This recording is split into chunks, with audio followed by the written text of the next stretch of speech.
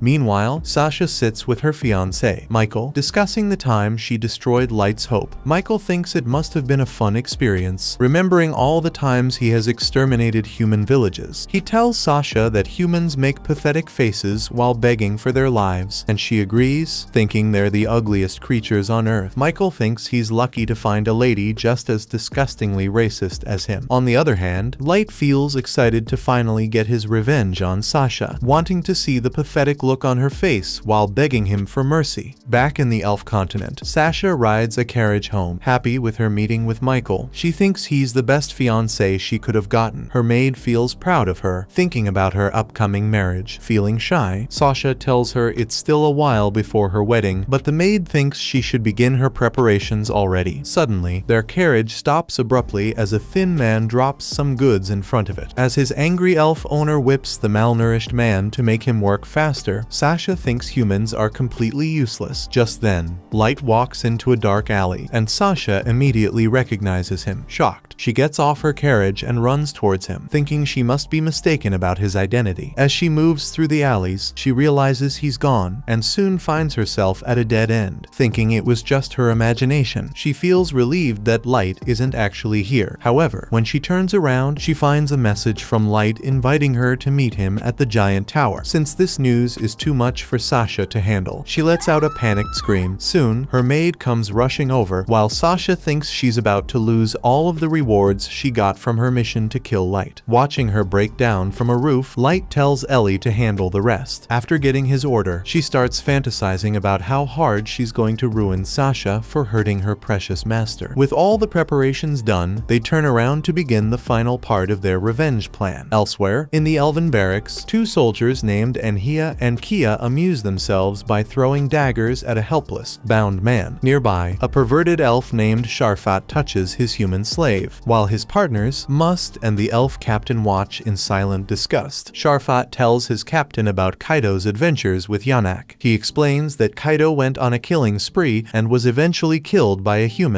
and that the elven higher-ups now want their team to avenge him. Although Sharfat doesn't care since Kaido was a dropout who abandoned them, Must believes it's their duty to avenge a former friend. Meanwhile, as Enhia and Kia keep abusing the poor man, Sharfat tells them to finish him off. They refuse, saying that they'll play with their slave as they wish. Then, they criticize Sharfat for publicly committing such degenerate actions, so he gets offended. Behind them, Must tells the two boys that they should put the humans out of their misery because it's a great achievement to be killed by the hands of an elf. Sharfat thinks Must is too rigid with his principles, but he firmly states that a person should know when to take things seriously. Suddenly, the captain orders everyone to shut up, and the pressure of his aura instantly silences their big mouths. He tells Enhia and Kia to stop torturing people before telling Must to loosen up a bit. Then he barks an order at Sharfat, who quickly puts an end to the human slave. Once the man is dead, the captain tells Enhia and Kia to clean up the mess. As they obediently nod, he then tells Must to get ready for work. Meanwhile, Sasha tears up from the terror of watching a fellow human die, so Sharfat tells her she can rest in her room. As the scared girl quickly runs away, the captain tells Sharfat to stop fooling around with humans. He reminds him that elves consider their bloodline sacred, so they can't go around having children with inferior races. Instead, the captain points out that elves have history of marrying the prestigious maestros, so he should do his best to keep up the tradition. As Sharfat points out that they've all stopped leveling up despite having such powerful bloodlines, the captain tells him it's because they've diluted their blood through crossbreeding. Sharfat finally cracks and says he has no intention of having children with human slaves since he's just fooling around. He thinks it's hilarious to make weak women believe he has chosen them, and to watch them try their best to please him. Behind him, as Enhia and Kia drag the corpse of the slave, they tell Sharfat he's a pervert with a sick mind. mind. Then, Sharfat thinks it's time to get rid of Sasha since he's bored and asks the captain if he wants to execute her. The captain refuses and gets up, saying they should avenge Kaido and the honor of the Elven Queen, even if he was a failure who left them. Later at night, as Sasha sleeps in her room, she wakes up from a noise outside her house. Some distance away, a magic circle appears and constructs a giant tower in the middle of the forest. Ellie appears at the top of the tower and waits for Sasha to show up. Back in her room, Sasha watches the mysterious tower from her window, wondering if that's where Light invited her to go. Elsewhere in the forest, an elf is transporting some slaves when he gets stopped by a ferocious Orthos. Afraid for his life, the elf abandons the helpless children and runs away while the Orthos approaches them. The next day, the driver heads to a tavern, where people discuss that their forest has been swarmed by dangerous monsters. As one elf wonders if the monsters are spawning from the giant tower, the other one tells him that their queendom can't even investigate it because they're short-staffed. Throughout the city, the queendom's officials have put out bounties in exchange for information on the strange tower. As Light takes a look at one of these posters, he feels surprised that so many elves have gathered to take on the dark challenge. Nearby, two elven adventurers get the hots for Nemamu, so they start flirting with her. As they brag about being level 150, they tell Nemamu to ditch Gold, the metal grandpa, and the boy next to her. However, she coldly refuses them, so Light politely asks the elves to leave her alone. Angered by their refusal, they try to attack him, so he stops them with a thunderbolt spell, seeing him cast the spell instantly without any incantation. The elves realize that Light's party is none other than the infamous Black Fools. After that, all the elves back away from them, so Light leaves with his party, knowing that word will quickly spread about them. While they walk away, Light hopes that Aoyuki is handling everything just fine. Meanwhile, in the forest, a group of elf uses a chained girl as their lead while they cautiously scout the forest for information. Although one of them feels scared of the dangers, the other tells him that they'll just use the girl as bait to escape any monster attack. While the elves think their plan is foolproof, the girl stumbles and sits down to catch her breath. However, her master threatens to beat her, so she gets back up to walk again. As the elf spouts arrogant nonsense about humans being useless, some saliva suddenly drips on his hand. Surprised, he looks up at the huge maw above him right before his worthless head is crushed into bits. Watching the Orthos monster easily lift up their lifeless friend's body, the other elves remain frozen in fear. Then, the monster kills both of them and approaches the young girl. Seeing the ferocious monster, she thinks her life is over, but it leaves after sniffing her scent before she even has a chance to celebrate. Some thugs walk over, thinking they're lucky to get a treasure like her. As the girl thinks her life is about to get even more miserable right after getting freedom, the thugs actually pour some healing potion over her wounds. The little girl wonders why they're helping someone like her. Then, the thugs start planning to get her some fresh clothes, food, and a walking stick, while their leader reports to Aoyuki that they've saved another person. As she rests atop the giant tower, Ellie asks her how her mission is going. She wonders if it's difficult for Aoyuki to control so many monsters roaming the forest, but the cat girl says she's fine. Surprised, Ellie asks Aoyuki if she's also okay with dealing with any intruders that get in the way of their plan. When she tells Ellie it's fine, she starts doubting her, thinking that Light put too much burden on one person. Ellie thinks that Aoyuki could make a mistake controlling the monsters and endanger an innocent person's life, but Aoyuki tells her she's overthinking it. Then, Ellie asks her if their only purpose is to act like Light's puppets without a second thought. So Aoyuki tells her that's exactly what they're supposed to do. She thinks that no matter what, they should always obey her master, but Ellie thinks that she's being too extreme by acting as a pet for him. Angered by her defiance, Aoyuki threatens to kill her for doubting their master's plan. Completely unafraid, Ellie asks Aoyuki if she truly thinks she can beat her. The cat girl tells her she's going to try, and things get serious between the two of them. Before they can begin a bloody deathmatch, the thugs call Aoyuki after reaching the base, so they both calm down. Down at the base, they hand over the rescued girl to an old man who is taking care of all their rescued victims. As they leave her at the foster home, the girl thanks the thugs, and they tell her to take care. Seeing how Aoyuki is carefully managing all of the humans' lives, Ellie finally believes she can trust her to handle the forest alone. Later that night, Sasha wonders how she'll visit Light since all the monsters in the forest are too strong for her. Since she knows that the White Knights will soon investigate the dangerous area, she thinks it'll get her exposed for failing to kill Light. Left with no other choice, she decides to go there and finish him off, no matter what. The next day, the elven royalty and nobles hold a meeting to discuss the tower. Sitting at the table, the elf chancellor suggests sending the White Knights to investigate the area. However, Captain Hardy refuses, saying that there's no need to mobilize his powerful troops just for a small mystery. Watching their tense exchange, the rest of the nobles remain silent since only their queen is powerful enough to settle the dispute. Finally, the elf queen speaks up and declares that Hardy's plan is the wisest and orders them to increase the rewards for any interested adventurers to explore the forest for them. After the queen's verdict is delivered, the other elf nobles leave, while the chancellor feels frustrated that Hardy got his wish in the end. Later, Hardy thanks his mother, the queen, for saving his troops from grunt work. His mom says there's no way she'd endanger her precious baby boy, while Hardy thinks the chancellor is annoying him by playing politics in this dangerous situation. The queen chuckles, amused by her son's anger, but he tells her it's not a laughing matter. He thinks that the chancellor wants to abolish the monarchy, but she thinks there's no way he can pull it off with her trusty son around. Then, the queen gets up and tells Hardy that the giant tower is a much bigger issue than the chancellor. As she tells him it could destroy their entire country, he feels surprised. Hardy wonders if another Dark Lord is coming, so the queen tells him that with the help of the other races combined, they can pool their strengths to defeat him. However, she also points out that the birth of a Dark Lord would trigger the rise of a hero among the human race, which could cause them a lot of trouble. The queen feels frustrated that they can't just wipe out the entire human race to avoid this risk, but Hardy reminds her that if they do that, they'll end up looking like the bad guys themselves. Then, he thinks that if the humans actually produce a hero on the level of a maestro, the elves would have to befriend or kill them to protect themselves. The mention of a maestro reminds Hardy about Light, who was rumored to be a maestro a few years ago. The queen tells him that person was exterminated since he wasn't strong enough, so Hardy turns around to leave. As he walks away, Hardy thinks that all humans deserve to be wiped out for causing so much trouble to his precious race. Meanwhile, in the Elven City, Light's party walks around the streets. As they notice the two adventurers from earlier glaring at them, they wonder if the two will try to attack them. Behind them, Sasha catches a glance at Light's face and immediately calls out to him. Nimumu and Gold get ready for a fight, but Light tells them to stay back. Sasha approaches Light. She asks him to remove his mask. He tells her that the mask is only hiding some burned scars on his face, but she refuses to believe him and instead knocks it off, exposing Light's face. Although Light feels the urge to put Sasha in her place, he lets her take off his mask since he wants to properly savor his revenge at the right moment. Angered by Sasha's rudeness, Nimumu lashes out, but Light holds her back. Then, he takes off his hood, revealing horrifying burn scars. Sasha is shocked when she sees them and realizes he's not the person she was looking for, so she leaves the area. Once she's gone, Light feels satisfied that the burn scar illusions worked perfectly to repel Sasha, since it would have been hard to control themselves. He thanks Gold and Nimumu for staying out of the altercation. Gold feels like Sasha is completely insufferable, and Light agrees, thinking about how he fell hard for her sick lies all those years ago. Then, he reminds Gold and Nimumu to get back on track and heads back into the forest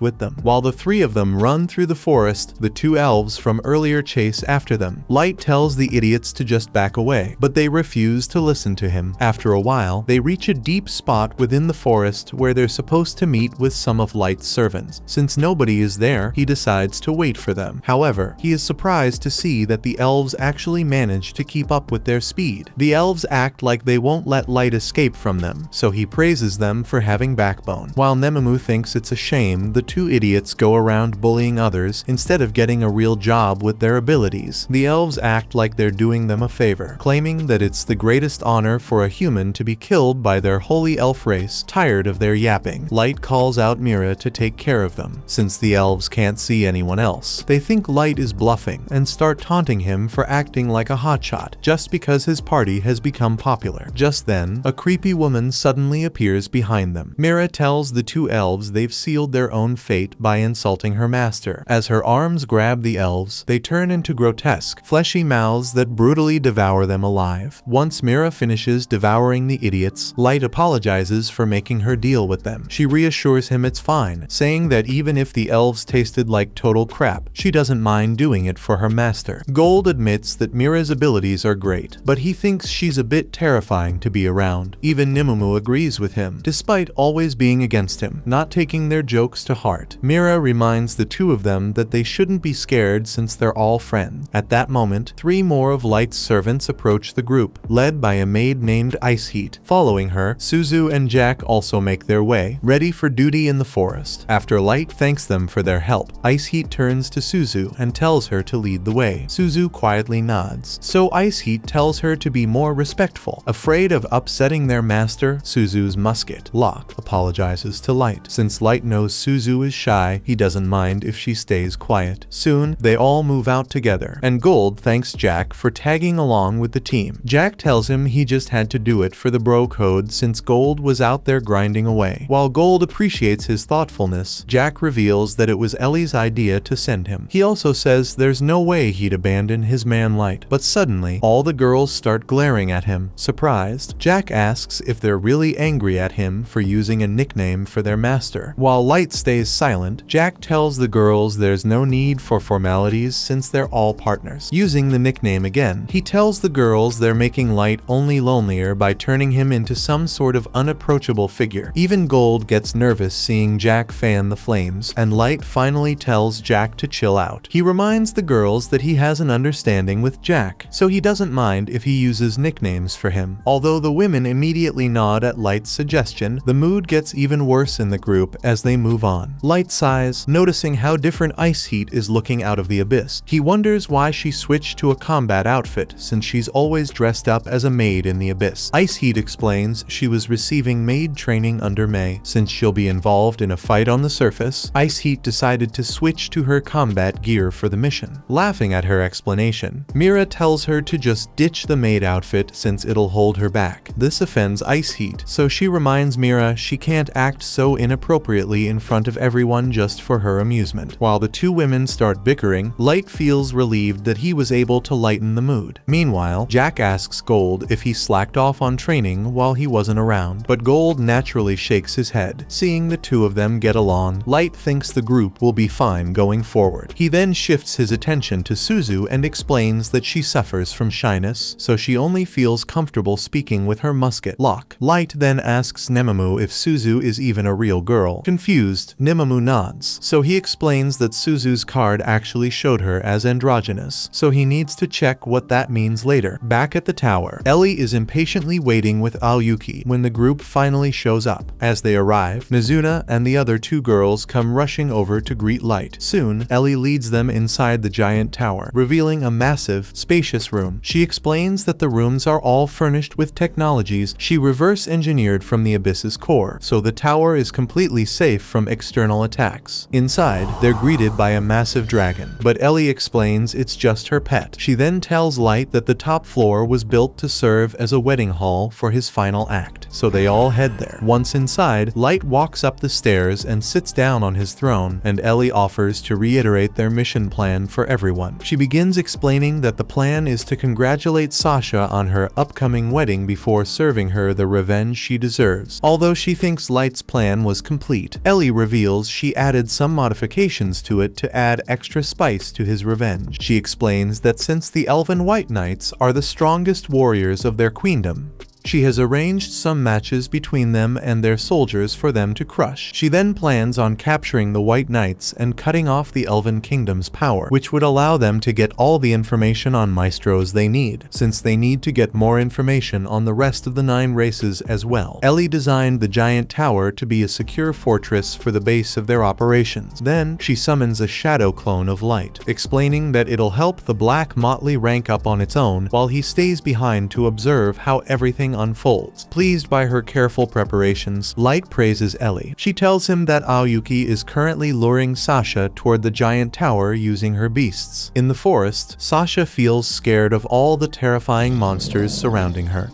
However, she keeps going towards the giant tower since settling things with Light is the only way she can live peacefully. Back in the tower, Light wonders what'll happen once she gets to there, so Ellie tells him that her pet will greet all their guests. Outside, when Sasha sees the huge dragon, she gets scared and backs out. Ellie watches her leave through a camera and tells Light that Sasha will soon return with the White Knights to help her. Finally, she promises to arrange a perfect match by using their soldiers against the elves, saying it'll be a spectacle worthy of Light's time. Later that night in the Elven Queendom, Sasha calls over a royal meeting to discuss the giant tower.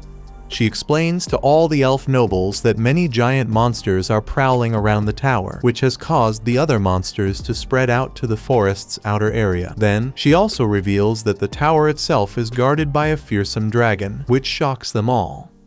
However, the elven nobles refuse to believe such a tall tale, thinking there's no way such powerful creatures would just pop out of nowhere. Sasha tries to convince them that she's speaking the truth. Just then, the Chancellor explains that not too long ago, they received a similar report from the Black Motley. He points out that despite two credible sources finding matching evidence, Hardy is still refusing to mobilize his White Knights and lets everyone else do the dirty work for him. Facing the Chancellor's taunt, Hardy remains silent before finally declaring that he'll lead out the White Knights against this dangerous dragon. After Hardy leaves the room, Sasha asks the Chancellor if she can accompany the White Knights on their mission to the giant tower. The Chancellor reveals he was going to make her accompany them from the start as a reward for reporting this important information. However, he warns her to take a certain item from her father's collection with her since she won't be able to contribute to the fight at her strength level, and she agrees. Later, Sasha asks her father if he can grant her request. The next day, Hardy gathers all the White Knights and briefs them on their game plan, as he explains that Sasha will lead the way. Sharfat wonders if she'll be able to keep up with them. She reassures everyone that she'll be fine, and Michael offers to protect Sasha if anything goes wrong. Meanwhile, Anhia and Kia mention that Sasha is joining them because of the Chancellor's orders, carrying her family's secret item with her, while the twins think it's because Michael is good friends with the Chancellor. Sharfat feels upset that the Queendom's nobles are dragging politics into their mission. Meanwhile, in the tower, Ellie shows the scene to Light using her magic. He asks her how Sasha is doing, so she zooms in on her face, seeing Sasha hard at work. Light praises Ellie for bringing her here with her careful plan. He then notices his own hand trembling, realizing that his body is shaking from excitement, wondering the kind of twisted faces Sasha will make when he finally exacts his revenge. Light can only pray that she arrives as soon as possible. Back in the forest, Sharfat wonders if Sasha is even leading them down the right path, but she explains that she marked the route the last time she came, pointing out the marks on the trees. However, she stumbles on a hard route, so Michael quickly catches her. Watching the two of them romance it out in the misty forest, Sharfat wonders how they can pull it off. Back on the tower, Ayuki notices that the White Knights are quickly approaching. Soon, they all pull up in front of the tower, where the gate opens up to greet them. From the tower's interior, two giant Orthos monsters walk out and enter the forest. After those monsters leave, even more monsters move out, so Sharfat wonders if they should attack. Hardy tells him to stay back since their main concern is the dragon, and reminds him that the adventurer party they hired will also launch a diversion. Soon, flares go off in the forest, which attract the huge monsters to rush towards them. After they leave, the captain asks Sasha if those were the only Orthoses in the tower. When she nods, Hardy tells his team to begin the attack since the tower is now empty, save for the dragon. However, he still reminds his team to keep up their guard since the tower could be hiding other monsters. To infiltrate the area, Hardy casts a silence spell that completely blocks all sound around their team. Surprised by the chilling emptiness, Sasha admits that Hardy deserves his fame with his terrifying methods. As the elven team charges into the tower, Ellie tells Light to prepare himself since she's about to give him the appetizer before his main course. While rushing through the tower, the elves suddenly step on a hidden teleportation circle, which scatters them all around different areas. Watching them trapped in the tower's maze, Light looks forward to watching the elves struggle all the way into his clutches. As Michael and Sasha take in their new surroundings, Michael suggests walking up the stairs since it seems to be their only way out. While both of them walk up the stairs, Ellie promises Light that she'll begin their revenge plan very soon. He nods, excited to see the looks on their faces when they finally arrive. Elsewhere, Anhia and Kia also wonder where the teleport trap has sent them. Not wanting to take any risks, they decide to regroup with the rest of their team. Suddenly, Mira and Ice Heat approach them with a confident stride. Mira suggests taking on both twins at once since she's way stronger than they are, but Ice Heat refuses to give up her turn, watching the women disregard them like they were just ants. Anhia and Kia get offended, so the twins ask them who they are. Mira tells them they'll be their opponents. Although Mira doesn't think the twins can do anything to her, Ice Heat warns her to be careful. Even though Ice Heat also thinks that Anhia and Kia are just second-rate elves, she still thinks they should remain careful about any hidden techniques. Feeling insulted, the twins get angrier and charge towards them with their swords. As both Mira and Ice Heat easily dodge their attacks, Anhia and Kia proudly announce that they're elite submaestros from the Elven military's strongest division. The twins continue swinging their blades at Mira and Ice Heat, but the two women brush off the strikes as if they were nothing more than a light breeze, watching them move around like a bunch of rats. Mira stays completely unimpressed, yet the twins keep pressing their assault, fully assured of their own power. Meanwhile, Sharfat is irritated that his team got caught by such a ridiculous teleportation trap. He then notices a person hiding behind a pillar and shouts for them to step out. Soon, Suzu comes out of the darkness with a determined look in her eyes. Sharfat instantly falls in love. While Suzu gets creeped out by his thirsty stare, Sharfat starts courting her with cheesy pickup lines. However, this only creeps her out even more, so Sharfat gets confused. Locke speaks out, explaining that his mistress doesn't like talking to creeps. Sharfat is surprised that Suzu owns an intelligent weapon. Locke goes ahead and introduces them both, though he adds that Sharfat won't need to remember their names for long since they're going to kick his butt. Despite Locke's threat, Sharfat just gets disappointed that he has to fight a pretty girl. Instead of getting on guard for a fight, he tries to convince Suzu to make a romantic getaway with him instead. Suzu feels more and more uncomfortable, and Locke firmly tells him that he isn't her type, refusing to give up. Sharfat presses Suzu about what kind of men she likes. In response, she quietly starts swooning over her beloved Lord Light. Locke repeats her thoughts aloud, though he also adds that Suzu has absolutely no chance with Light. Irritated, she begins slamming Locke against the wall, while Sharfat finally gives up on her stolen heart. With no other choice left, he summons an invisible crossbow and fires an unseen arrow. Suzu narrowly dodges it and retaliates with a blast from her own musket. Sharfat immediately intercepts with his crossbow. Having witnessed her incredible abilities, he starts admiring her even more. Locke also admits that it's not easy to block Suzu's bullets mid-shot. Sharfat also comes to understand that his opponent matches his skill level, prompting him to finally get serious. Back to Mira and Ice Heat, they continue watching as the twins bounce around like a bunch of beach balls. Mira taunts the elves for their pathetic circus act, but the twins tell her that the pillars create a huge advantage for their movement. Despite their confidence, Mira thinks the elves are only bluffing, so they decide to show their strength to her. They suddenly cast a wind cutter spell, which cleaves towards the maids. Mira and Ice Heat easily dodge the attacks, and Ice Heat notes that the elves were able to instant cast their spells while moving at lightning speeds. Mira thinks their abilities are only normal for an elite elf soldier. Suddenly, the twins appear behind them and unleash another wind cutter from close range. This time, Mira and Ice Heat are forced to dodge the attacks. While Mira finally thinks they shouldn't underestimate the elves that much, the twins think they've completely got the upper hand. Continuing to fly around, they decide to finish off the two maids. Elsewhere in the forest, an adventurer falls to his knees in fear as he sees a demonic Orthos approaching him. The monster roars and attacks, but Light's clone suddenly appears in front of the adventurer to block it. The adventurer recognizes him, and Light's clone calls Nimamu and Gold to assist him. Both of them move in front of Light, giving Gold the chance to intercept Orthos's next strike. Nimamu snaps at him to stay out of her way, so he reminds her that they're putting on a performance anyway. Recalling her original mission, she quiets down. Then, the two of them start chasing away the Orthos, acting like they're saving the day. Meanwhile, the real Light is watching the scene from the tower. He wonders if this circus show was Ellie's idea. She denies it immediately, saying those two idiots most likely came up with this plan all on their own. Back in the tower's deeper levels, Anhia and Kia continue to attack Mira and Ice Heat with their wind cutters. As the maids dodge their attacks, Mira taunts them for spamming the same move over and over again. Meanwhile, Ice Heat thinks that the two elves will quickly run out of mana. However, the twins tell them that they've still got hours of battery left, and explains that they haven't even used their real powers. With that, the elves unleash a new variation of the wind cutter, unleashing a barrage of dozens of swift blades aimed straight at the maids. While weaving around the rapid cutters, even Ice Heat and Mira are compelled to admit the twins' impressive power. Suddenly, as Mira dodges incoming strikes, Kia hurls a throwing knife at her. The blade sinks into her leg, dropping her to the ground in pain, and Hia immediately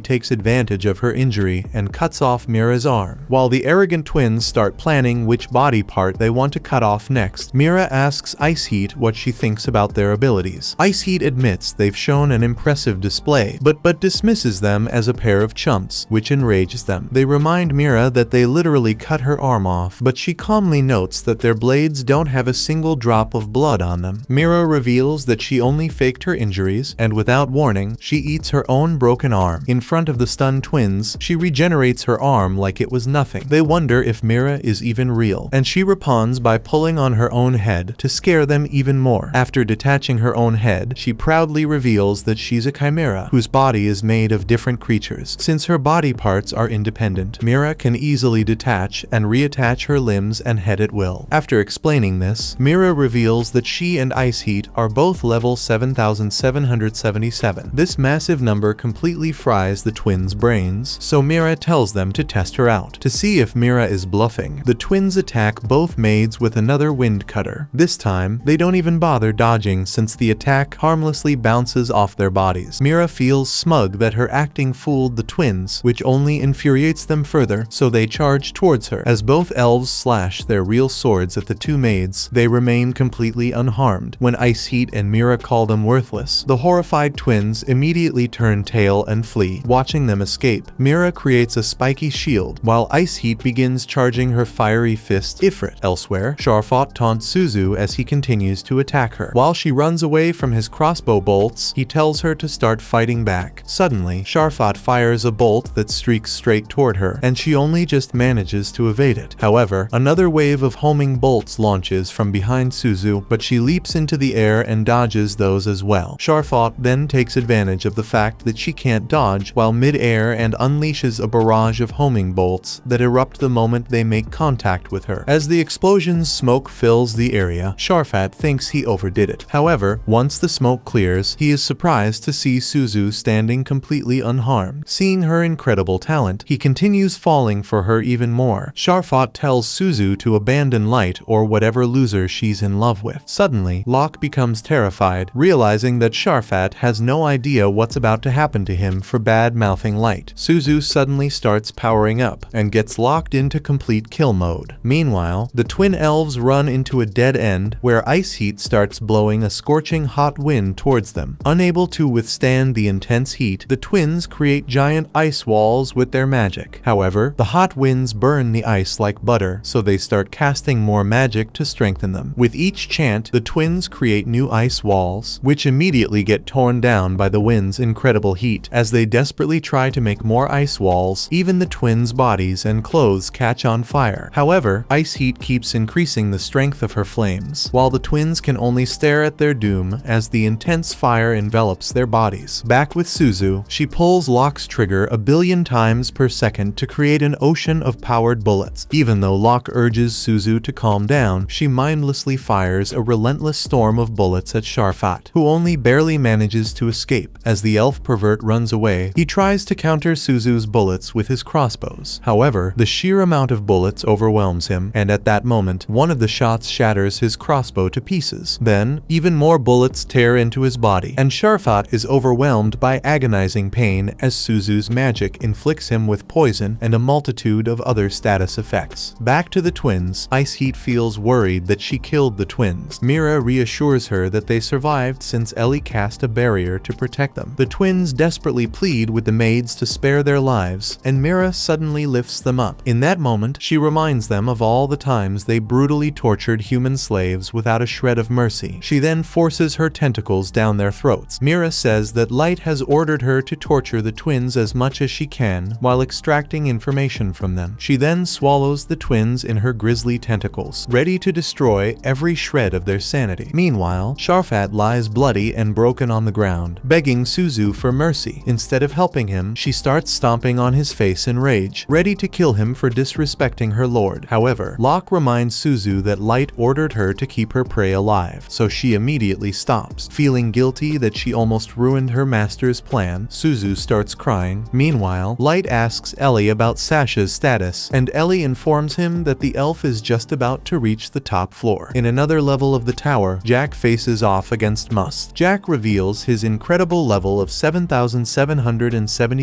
and tells the poor elf just to give up. However, Must refuses to believe him since he thinks he's bluffing with such a high number. Knowing how weak the poor elf is, Jack offers him the chance to surrender. However, Must remains confident in his abilities and declares that he'll send Jack back to heaven. As he jumps to attack, Jack easily blocks all of his blows just with one finger. He then sends Must flying with nothing more than a flick of his fingers, launching him straight into a nearby pillar. As Must gets up, he still refuses to believe that Jack is truly that strong. Must declares that he won't let anyone get in the way of his duty to the Elven Kingdom, and his words remind Jack of his twisted ideals, thinking that he's doing the puny humans a favor by crushing them and putting them out of their misery. Jack thinks Must has a disgusting mind, while the arrogant elf self-righteously declares it's his right to exterminate humans since they pollute the very air he breathes. Just then, Must starts charging his legendary axe, pouring all of his life and soul into its body just to get a shot at defeating Jack. Must explains that activating his weapon's power drastically shortens his lifespan, but he doesn't care since he'll use it to defeat Jack. Jack admires his courage. Then, Must finally unleashes his strongest attack, but Jack just blocks it with a steel-coated hand. Suddenly, the iron blood starts growing all over Jack's body, who fiercely shouts at Must to bring everything he's got, since his diamond-hard skin won't take a scratch from any of his attacks. Having lost his mind from the crazy situation, Must lashes out and starts attacking Jack like crazy. However, Jack easily deflects his attacks and shatters his weapon like glass. Jack then punches Must's face, sending him flying back. As the Elf Knight lies lifelessly, Jack prays that he didn't die. Luckily, Must survived with just an inch of his life, so Jack still succeeded in his mission. Elsewhere, the White Knight captain, Hardy, walks through the tower's floors, and Mizuna comes out to greet him, declaring that she's the strongest. That was episode 10. Subscribe to not miss the next part and watch the next video on screen.